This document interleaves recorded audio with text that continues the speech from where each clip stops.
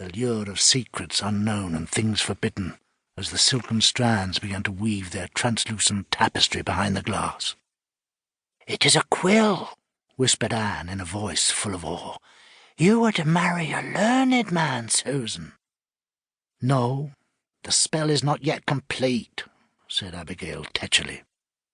She shook the last of the viscous fluid from the egg, careful not to let the yolks slide out, then placed it aside and studied the patterns with intense concentration. "The strands are settling. The image is emerging. It is a sword. Look." "Yes, a sword," agreed Betty. "Abby is right. It is a sword." "Then Susan is to marry a fighting man." Anne pouted. "Are you positive it is not a quill?" Abigail shook her head vehemently. "It is a sword. The spirits have given us their answer. What think you, Susan? Would you pledge your troth to a fighting man?" Susan stared at the glass, but could see only an irregular shape formed randomly by the egg white in suspension, and lent illumination by the fire beyond. "I don't know," she said. "I might not get married at all. I haven't decided yet." "Not marry?" cried Mary, scandalized. "Would you become a bitter old spinster or a malicious beggar like Sarah Good? Or a witch?" put in Anne, a spark in her eyes. The atmosphere was diffused by cackling laughter, an expression of amusement, yes, but with a hard undertone of spite. There was relief, too, that the ritual had ended without dire consequence. Susan joined in uncertainly. It had been a mistake to hint at her different upbringing and culture, and it was for the best that she had not been taken seriously. Abigail cleared her throat and regained control of the gathering. She had removed the glass from the table with a care that bordered on reverence. Now she reached to draw one more towards her and produced another egg from the folds of her formal, constricting grey tunic. "Another?" gasped Mary. "Might not the minister be returning soon?" "There will be time yet for one more."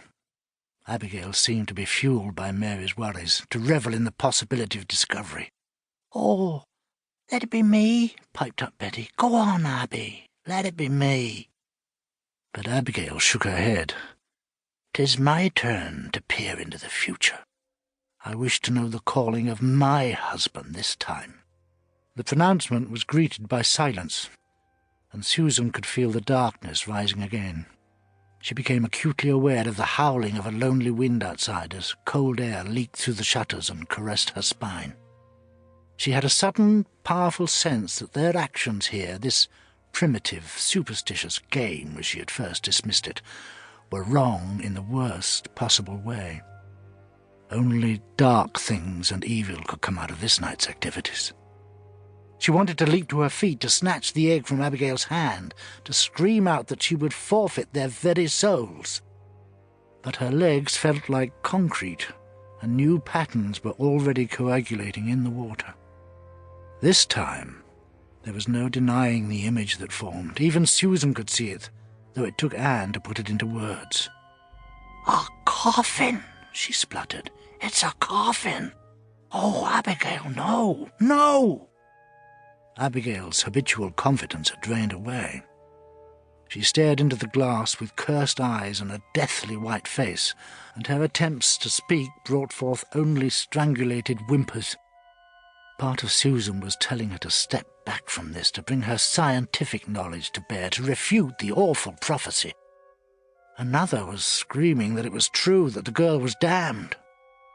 Then Abigail cried out in pain and swept the glass from the table with considerable force. It struck the wall and smashed. But the damp pattern, as egg and water soaked into the wood, resembled a coffin still. She saw it and cried again, toppling backwards on her chair as she scrambled to escape the ghoulish image. She hit the floor with a crash, and Mary and Susan rushed to her side as Anne just stared and shook her head, and Betty began to weep. Abigail was thrashing about in the straw, tears cascading down her cheeks, her breath coming in frenzied pants. Her eyes had rolled back in their sockets, and her body was seized.